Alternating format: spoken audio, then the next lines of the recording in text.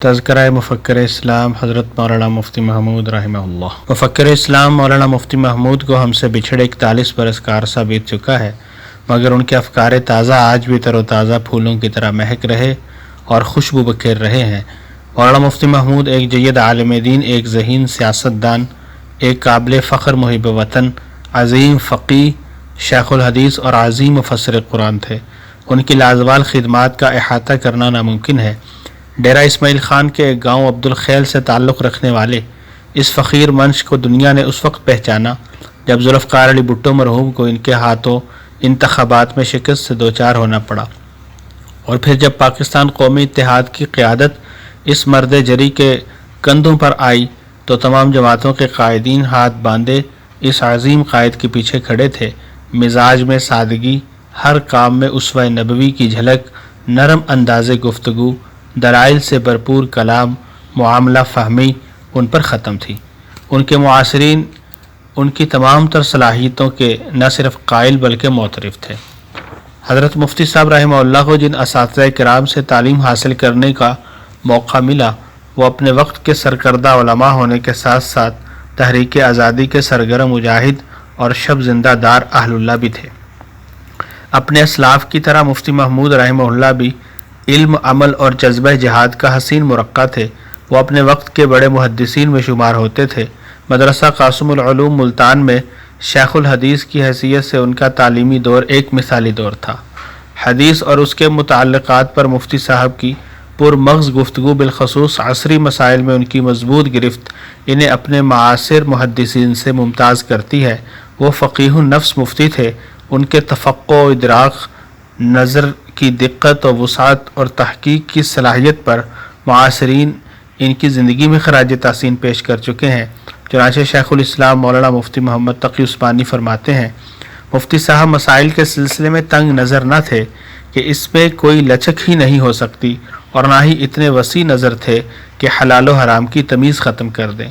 درمیانی طور پر جتنی مسئلے میں گنجائش ہوتی رعایت فرماتے۔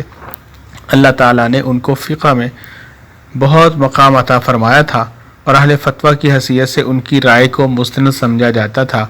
مفتیان کرام میں ان کا ایک خاص مقام تھا، اور وہ مجلس میں ہمیشہ اپنے علم اور فضل کی بنا پر بھاری پڑتے تھے، اور ان کا انداز بیان بہت ہی زیادہ دلکش ہوتا تھا۔ اللہ تعالیٰ نے حضرت مولانا مفتی محمود رحمہ اللہ کو استدلال کی جو قوت و صلاحیت عطا فرمائی تھی، اس کا اعتراف سب حلقوں میں کیا جاتا تھا۔ انہوں نے پاکستان کی سیاست میں جو ایک عرصہ سے سادگی، اصول پرستی، شرافت اور دیانت سے ناآشنا ہو چکی تھی، انہی سنہری اصولوں کو اپنی سیاست کی بنیاد بنایا، اور پھر ان کو وضع سے نبھایا کہ حق پرستی کی روایات ایک بار پھر نئے وجود سے مشرف ہو کر تاریخ کے ماتھے کا جومر بنے۔ یہ مفتی صاحب رحمہ اللہ کی سادگی تھی کہ قومی اسمبلی کے ممبر سے لے کر وزیر اعلیٰ اور قائد حزب اختلاف تک کئی مناصب پر فائز ہوئے، لیکن اپنا اور گھر کا معیار زندگی وہی رکھا جو ابتدا سے چلا آ رہا تھا۔ کیا مجال ان مناصب میں کوئی منصب مفتی صاحب رحمہ اللہ کے گھر کے ماحول، ان کے رہن سہن، ان کے بچوں کے لباس اور خورد و نوش کے معیار اور طرز میں کوئی تبدیلی لا سکے ہوں؟ اقتدار اور لیڈری کا نشہ نہ ان پر طاری ہوا، اور نہ انہوں نے اسے اپنے بچوں کے قریب آنے دیا۔ مفتی صاحب جب صوبہ خیبر پختونخوا کے وزیر اعلیٰ بنے تو اس وقت قومی اسمبلی کے ممبر بھی تھے۔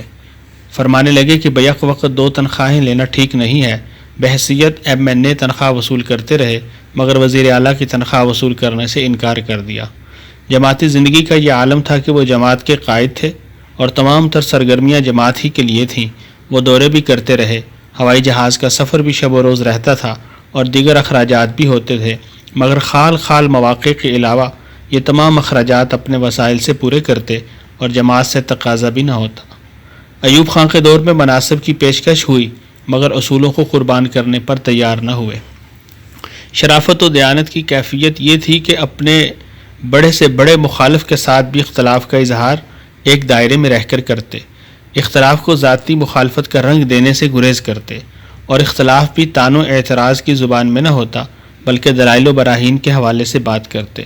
الغرض مولانا مفتی محمود رحمہ اللہ نے پاکستان کی قومی سیاست میں یہ اثر چھوڑا کہ اسلام کی وکالت کو مرعوبیت، جھجک اور خوف و ملامت کے دائرے سے نکال کر اعتماد، بے باکی اور جرأت کی شاہراہ پر گامزن کیا، اور سیاسی زندگی میں سادگی، اصول پرستی اور شرافت کی قدیم روایات کو از سر نو زندہ کر کے آنے والی نسلوں کے لیے نشان راہ قائم کر دیے۔